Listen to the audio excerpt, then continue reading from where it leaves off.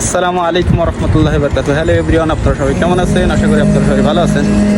তো আমি ইমরান, সৌদি আরব রিয়াদ থেকে বলছি। আমার এক ভাই প্রশ্ন করছিল যে ভাই, সৌদি আরবে ফ্রি ভিসা আসলে যদি কাজ দিয়ে দেয় দালালে, এবং কেমন হবে? আসলে কেমন হবে এই বিষয়ে তো আমি আমার মতন বলতে পারবো না, উপস্থাপন করতে পারবো না, আপনাকে দেখা লাগবে।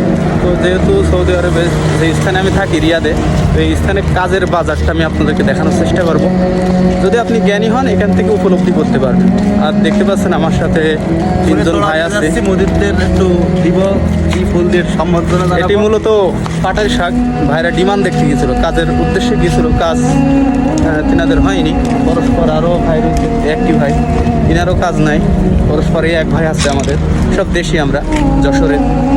তো কাজ নাই, তো আমরা বাজার করে নিয়ে রুমে যাচ্ছি। আমার আলহামদুলিল্লাহ কাজ আছে, আমি ঘোরার জন্য এসেছি ভাইদের কাছে। তো দেখতে থাকুন, এক ভাই প্রশ্ন করছিল, সেই উদ্দেশ্যে ভিডিওটা বানানো। আসসালামু আলাইকুম রহমতুল্লাহ। ভিডিওটা দেখতে থাকুন, পাশে থাকুন। আপনারা দেখতে পাচ্ছেন এটি মূলত হারা ডিমান্ড গলি, রিয়াদ হাই আলু জারা ডিমান্ড গলি। এখানে মূলত বিভিন্ন কাজের ডিমান্ড দেওয়া হয়। এটা মূলত টেনশন রোড বলে সবাই, টেনশন রোড বললে সবাই চেনে, টেনশন গলি।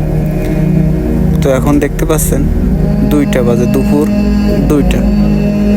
তো ভিতরে আমি আপনাদেরকে দেখানোর চেষ্টা করব এবং কেমন কাজের ডিমান্ড আপনারা মূলত উপলব্ধি করতে পারবেন। কাজের উদ্দেশ্যে দেখেন কত লোক এখানে বসে আছে।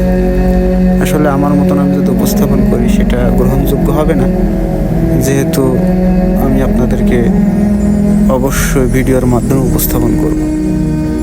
চলুন আপনাদেরকে ভিতরের অংশ দেখানোর চেষ্টা করি। দেখতে পাচ্ছেন আমার সাথের ভাইরা, 3 জনের ডিউটি নাই, 3 জন রয়েছেন, এই 3 জনেরই ডিউটি নাই। দেখতে পাচ্ছেন ডিমান্ডগুলো কীভাবে মারা, পোস্টার কাগজে ছাপিয়ে ডিমান্ড মারা বিভিন্ন কাজের। দেখতে পাচ্ছেন কত লোক এখানে ঘোরাঘুরি করছে। তিনাদের আকামার ফটোকপি, পাসপোর্টের ফটোকপি, বিভিন্ন কাগজপত্র, ইন্স্যুরেন্সের ফটোকপি নিয়ে কাজের উদ্দেশ্যে। দেখতে পাচ্ছেন এটি মূলত টেনশন গলি। সেই গলিতে দেখেন কত লোক কাজের উদ্দেশ্যে ঘোরাঘুরি করছে। আসলে এই বিষয়ে কি করে আপনাদেরকে বোঝাবো? যদি আপনারা না দেখে বোঝেন, তাহলে আমার মতন যদি আমি উপস্থাপন করি আপনার কাছে গ্রহণযোগ্য হবে না।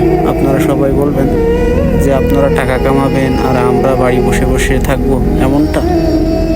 তো মূলত যারা এসে পড়েছে তারাই এই বিষয়ে জানে। আর বিষয় হলো, বিশেষ করে ভাই, যে যারা বিদেশ করছেন এ বিষয়ে তারা অবগত, আর যারা বিদেশ করছেন না, দেশে আছে, তারা এই বিষয়ে তত প্রখর অবগত নয়।